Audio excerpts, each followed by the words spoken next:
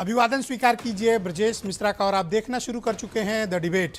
बहनों भाइयों, इन दिनों दो शब्द उत्तर प्रदेश और पूरे देश भर में बड़े प्रचलित हैं, हलाल और हराम।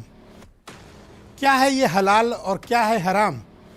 और उत्तर प्रदेश में एक ड्राइव चल रही है, एक FIR दर्ज हुई है। हलाल सर्टिफाइड प्रोडक्ट्स जो बहुत लॉन्च किए गए हैं उनको लेकर एक FIR हुई है और पूरे प्रदेश भर में स्टोर्स और मॉल पर छापे मारकर ऐसे प्रोडक्ट्स की चेकिंग हो रही है जिन्हें बताया जा रहा है कि एक वर्ग विशेष के लिए समानांतर अर्थव्यवस्था और मार्केट क्रिएट किया जा रहा है। यूपी सरकार ने इस पर प्रतिबंध लगाया है, लेकिन क्या है ये पूरा हलाल और हराम का मामला? आज की चर्चा इसी विषय पर। बहनों भाइयों, इस्लामिक खान पान में एक शब्द बहुत प्रचलित है, हलाल। मुख्यतः जो शरिया नियमों के तहत, शरिया लॉ के तहत इस्लामिक खान पान है, उसमें हलाल शब्द का बड़ा पवित्र माना गया है और ऐसा माना जाता है कि मुसलमान वही खा सकते हैं जो हलाल हो। अगर कोई चीज़ हराम है तो उसे वो नहीं खा सकते हैं, ऐसा उनकी धार्मिक मान्यता है। तो क्या चीज़ें ऐसी हैं जो हलाल हैं और क्या ऐसी है जो हराम है? क्या कोई हलाल सर्टिफाइड कर सकता है या नहीं कर सकता है? और क्या क्या चीज़ें हैं जो हलाल की कैटेगरी में भारत में आज बिक रही हैं डोमेस्टिक मार्केट में, और कौन कौन सी ऐसी वस्तुएं हैं जो यहाँ से निर्यात हो रही हैं दूसरे देशों में? बहनों भाइयों, इस पूरे प्रकरण में बड़ी क्लैरिटी से समझने की ज़रूरत है। क्या कोई समानांतर मार्केट अर्थव्यवस्था क्रिएट हो रही थी जिस पर यूपी सरकार ने प्रतिबंध लगाया है, या फिर ये लंबे समय से चली आ रही एक वर्ग विशेष के लिए एक मार्केट और उनकी धार्मिक रीति रिवाज के हिसाब से खान पान की प्रक्रिया? इस्लाम में खान पान को लेकर कुछ प्रतिबंध हैं, जैसे पोर्क नहीं खा सकते, कुछ उससे रिलेटेड चीज़ें नहीं खा सकते हैं। जो चीज़ें हराम बताई गई हैं इस्लामिक कानूनों में, उनको नहीं खाया जा सकता। तो ऐसे में एक प्रणाली निकाली गई कि अगर हलाल का सर्टिफाइड कर दिया जाए तो उस प्रोडक्ट को मुसलमान इस्तेमाल कर सकता है। तो हलाल का सर्टिफिकेट कौन दे सकता है और हलाल किन वस्तुओं पर दिया जाना चाहिए? वस्तुओं से मेरा तात्पर्य खाद्य पदार्थों से। मुख्यतः हलाल का जो सर्टिफिकेट है वो मांसाहारी गोश्त पे मिलता है जो दूसरे देशों के लिए भारत से निर्यात किया जाता है।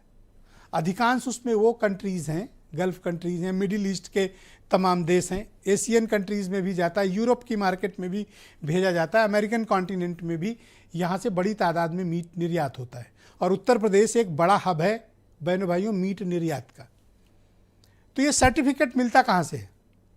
दरअसल ये उद्योग और जो वाणिज्य मंत्रालय है, उस वाणिज्य मंत्रालय के अंतर्गत दो संस्थाएं आती हैं।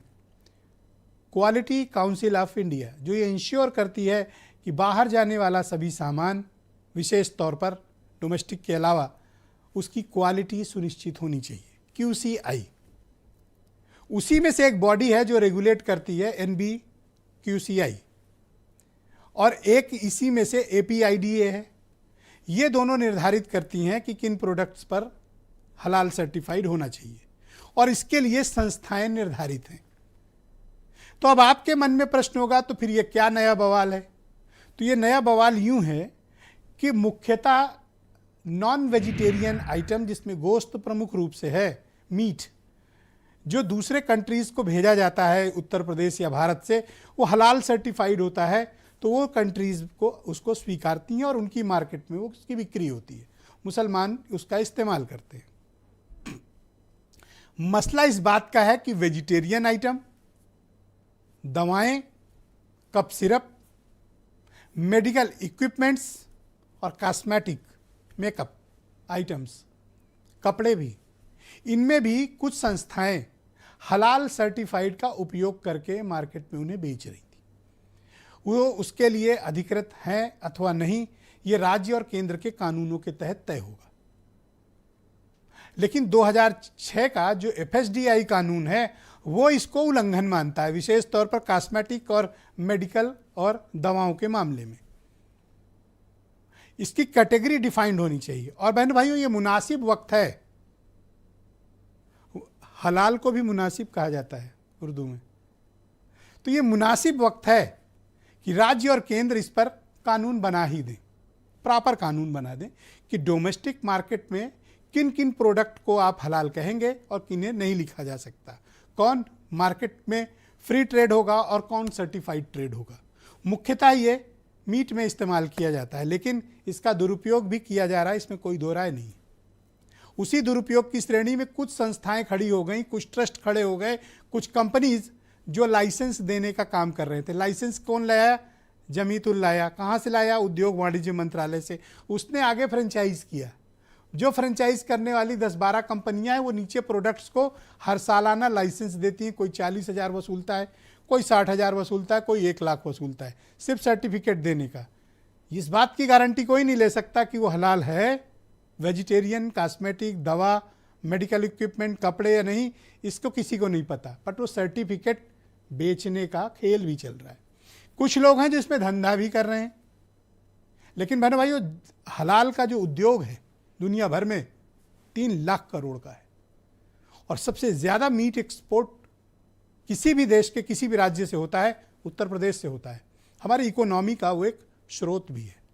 लेकिन उसकी आड़ में जो लोग खेल कर रहे हैं उन्हें भी बेनकाब किया जाना चाहिए। मार्केट सबके लिए समान होनी चाहिए। मार्केट में धार्मिक आधार पर किसी भी प्रकार का भेदभाव गैर कानूनी तरीके से नहीं होना चाहिए। लेकिन वो कुछ लोग हैं जो इस व्यवस्था का दुरुपयोग भी कर रहे हैं। आज FSDI की तरफ से यूपी के बड़े स्टोर्स पर छापेमारी हुई है, लेकिन अब तक जब डिबेट शुरू होने जा रही तब तक कोई अभी तक क्लैरिटी नहीं आई कि कहाँ से क्या मिला। लेकिन ये चर्चा उत्तर प्रदेश में बड़ी गर्म है, हलाल और हराम। कुछ बयान सुने आप। में सामान खरीद रहे हैं तो इसमें एक सर्टिफिकेशन आ रहा, तो क्या ये सरकार इसको कोई मान्यता देती है? तो हमने कई चीज़ें सर्च की, कई लोगों से पूछा, तो उसमें ये पता चला किसी प्रकार का कोई सर्टिफिकेशन भारत सरकार से इनको मान्यता प्राप्त नहीं है। ये बस एक संस्था, तथाकथित संस्थाएं हैं 4 जो मैंने दी हैं और उनके सहयोगी कई सारे हैं। तो उसको लेकर के हमने एक तहरीर बनाई और हजरतगंज थाने में मैंने प्रभारी निरीक्षक महोदय को दी। जो चीज़ें हम इस्तेमाल कर रहे हैं वो हलाल हैं या हराम हैं, इन तमाम चीज़ों की मालूमात हमें इस्लाम के नुक्ते नज़र से होनी चाहिए और इसी बुनियाद पर जो अहले इल्म हैं, उलमा हैं, वो हलाल सर्टिफिकेशन फराहम करते हैं। जो ये हलाल वाला मामला है वो इसकी कोई कानूनी इसका आधार नहीं है। ये एक समुदाय या कुछ व्यक्तियों के मन का ये फितूर है और उसको हलाल करके एक सर्टिफिकेशन की व्यवस्था कर दी गई है। अगर गलत है तो आपका विभाग इसकी जांच करता है। आप किसके निकम्मेपन के ऊपर सवाल उठाना चाहते हैं? कि आप ये मानते हैं कि आपके नाक के नीचे भ्रष्टाचार हो रहा है? बहनों भाइयों, आज की डिबेट को आगे बढ़ाते हैं। समीर सिंह बीजेपी के प्रवक्ता हैं, मनोज यादव समाजवादी पार्टी से हैं, नूर अहमद अजहरी मुस्लिम पर्सनल लॉ बोर्ड से ताल्लुक़ रखते हैं, तमजीद अहमद उत्तर प्रदेश में कांग्रेस कमेटी के प्रवक्ता, सैयद मकसूद अशरफ जाने माने मुस्लिम मामलों के स्कॉलर और आसिम वकार MIM के राष्ट्रीय प्रवक्ता और उत्तर प्रदेश के प्रभारी। पंडित अमरनाथ मिश्रा मेरे साथ मौजूद हैं और वीरेंद्र सिंह जी हमारे स्टेट हेड। आप सबका शुक्रिया और धन्यवाद। इसका